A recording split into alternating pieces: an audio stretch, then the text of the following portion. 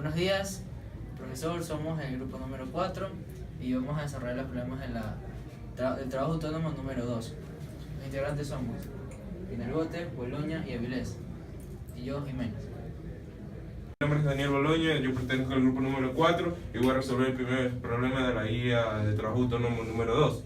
Bueno, para este nos dice que una pelota es lanzada hacia arriba y que en esta nos van a dar las condiciones de la resistencia del aire, que va a ser igual a K por B al cuadrado, y también tenemos la fuerza de la gravedad. Para comenzar a analizar este movimiento nos dicen que es lanzado hacia arriba con una velocidad inicial de 30 metros sobre segundos y que su velocidad terminal va a ser igual a 40 metros por segundo. Entonces en el literal A nos va a pedir cuánto recorre cuando esta sube y alcanza la mitad de la velocidad terminal. O sea, en algún punto entre el recorrido de esto hasta el punto en que la velocidad se hace cero, debo encontrar cuánto ha recorrido cuando esta tiene una velocidad de 20 metros sobre segundo, mientras sube.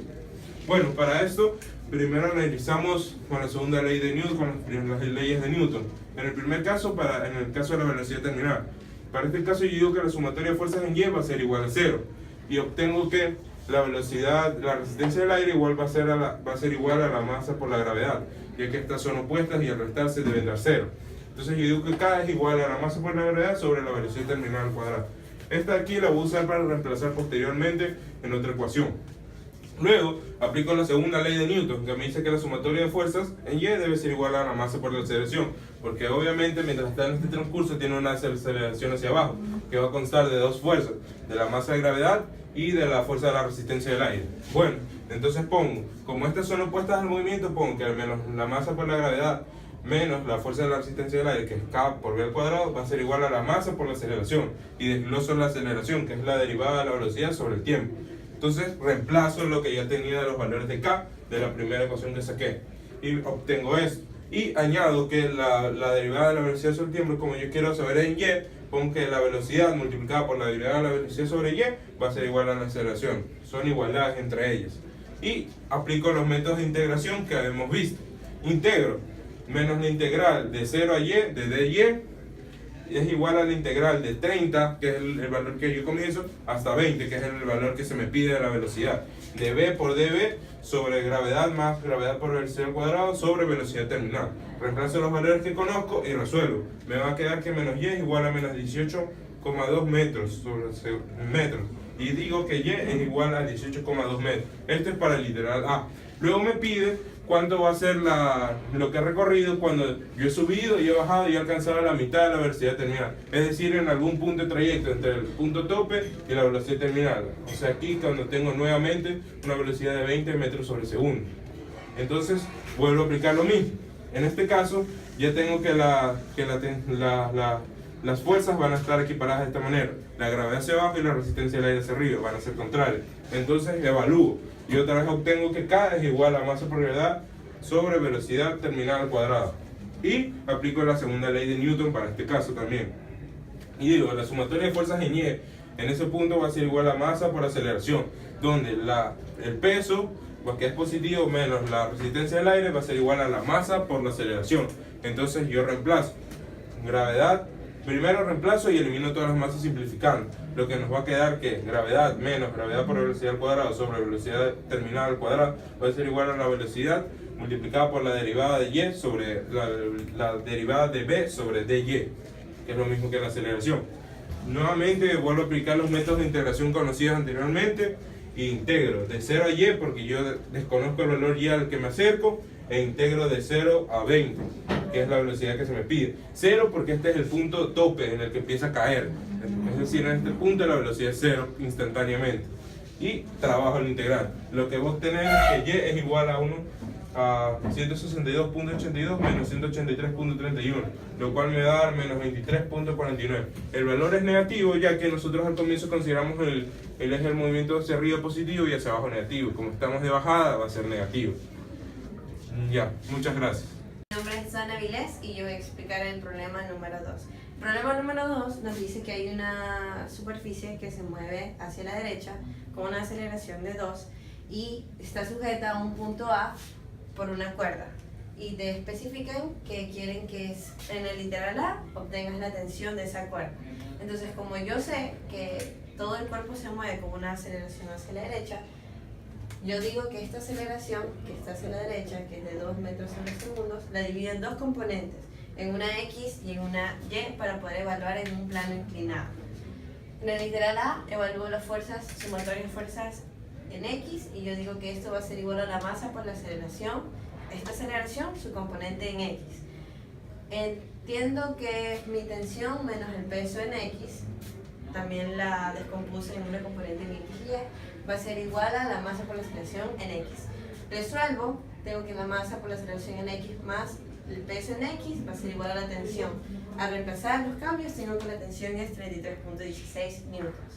Luego, en el literal B, me piden saber cuál es la fuerza de contacto entre la superficie y la caja. Entonces, como también descompuse una aceleración en una componente en Y, tengo que la fuerza en Y va a ser igual a la masa por esa aceleración.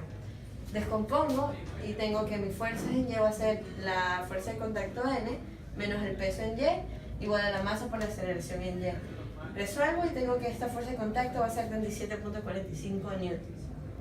Luego en el literal C me piden saber cuál va a ser el porcentaje de diferencia entre este sistema y el sistema cuando esté en reposo. Y la diferencia va a ser que ahora estas tensiones, estas fuerzas van a ser igualadas a cero, porque ya no va a haber aceleración en ellas. Entonces al despejarlas, tengo que mi nueva tensión va a ser 11.7 y la nueva fuerza normal va a ser 4.41. ¿Por qué cambia tanto? Porque ya no hay aceleración por una masa. Entonces, yo al sacar este porcentaje sobre mis valores reales, que son los de acá, que son cuando tuve mi aceleración, va a ser que va a haber un 35.3% de diferencia y acá un 11.73%, que lo hemos redondeado a 11.8% por factores de resolución. Gracias. Bien, buenos días, profesor. Voy a explicar lo que es el problema 3 del trabajo autónomo 2. Me tocó hacer el ejercicio donde nos dan dos masas en un plano inclinado y nos piden en un literal A encontrar la aceleración, en un literal B encontrar la tensión. Para proceder a encontrar estos dos valores, entonces procedemos a hacer los DCL de los dos cuerpos, en donde para la masa M1 hacemos el diagrama de cuerpo libre encontrando las componentes en cada eje, y asimismo para el cuerpo de la masa M2 hacemos también el diagrama de cuerpo libre encontrando así. Una vez hecho el diagrama de cuerpo libre, procedemos a hacer la segunda ley de Newton de sumatoria de fuerzas es igual a la masa por aceleración. Entonces encontramos que el peso menos la fricción menos la tensión es igual a la masa por la aceleración, teniendo nuestra primera ecuación. En el segundo DCL tenemos que la sumatoria de fuerzas en X es igual a la masa por la aceleración, obteniendo el valor de la tensión y luego reemplazándolo aquí para posteriormente poder reemplazar para poder despejar la aceleración, quedándonos la ecuación matemática de esta manera. Reemplazando todos los valores que tenemos al inicio de la masa de 1, la masa 2 y el ángulo, encontramos la aceleración, la cual es 2,21. Procedemos a sacar la tensión mediante ya encontrado el valor de la aceleración, pero ya sabíamos que la tensión era esta de aquí. Entonces simplemente reemplazamos datos y nos sale una tensión de 2,24 newton. Ahorita vamos a analizar el problema 4 del trabajo autónomo 2. Así dice: un bloque pequeño de masa M descansa sobre una mesa horizontal sin fricción, a una distancia R de un agujero. Un hilo atado al bloque pequeño pasa por el agujero y está atado al otro extremo a un bloque suspendido de masa M. Se imprime en el bloque pequeño un movimiento circular uniforme con radio R y rapidez V. ¿Qué rapidez V se necesita para que el bloque grande quede inmóvil una vez que se suelta? Bueno, entonces dibujando el problema, tenemos un bloque que está atado a una cuerda, pasa por un agujero y se ata a otro bloque de masa 2. Entonces nos dice que este bloque va a ser un movimiento circular de MCU, porque la velocidad es uniforme, es decir, no cambia. Se va moviendo con una velocidad que sería tangencial y se iría moviendo alrededor. Entonces nos pregunta cuál sería la velocidad para que no caiga este bloque, lo que se vaya moviendo. Entonces empecemos con el diagrama de cuerpo libre de cada bloque. De este bloque tenemos que tiene una tensión, porque está atada a una cuerda. solo vamos a analizar desde arriba. Tiene una tensión al hueco. Luego el bloque que está suspendido influye el peso y la tensión del otro bloque, que es de la misma cuerda, porque pasa por aquí y son las mismas cuerdas. Entonces, ¿qué es lo que vamos a hacer? Sabemos que la sumatoria de fuerzas en Y del bloque que está suspendido tiene que ser igual a 0, porque nos piden que esté en equilibrio, es decir, que no se mueva. Entonces, ¿qué vamos a decir? Tenemos que la tensión menos el peso sea 0. Es decir, que la tensión sea igual al peso del bloque. Entonces, ya una vez que tenemos esto, nos vamos al otro diagrama de cuerpo libre, el otro bloque. Entonces, vamos a hacerlo acá. Tenemos una tensión, solo actuaría una tensión, pero como sabemos que es un movimiento circular, hay una aceleración llamada centrípeta que está presente. Entonces decimos que la aceleración centrípeta va a estar siempre dirigida hacia el centro. Entonces decimos que sumatorias en fuerzas en X va a ser igual a la masa por la aceleración centrípeta. ¿Ya? Entonces sabemos que la dirección es hacia abajo porque apunta hacia el centro, mejor dicho. Entonces tenemos que la tensión positiva menos la dirección de la aceleración va a ser igual a la masa por la aceleración centrípeta, que podemos reemplazarlo una vez. Sabemos que dm sub v, que es velocidad tangencial al cuadrado sobre el radio, ¿no?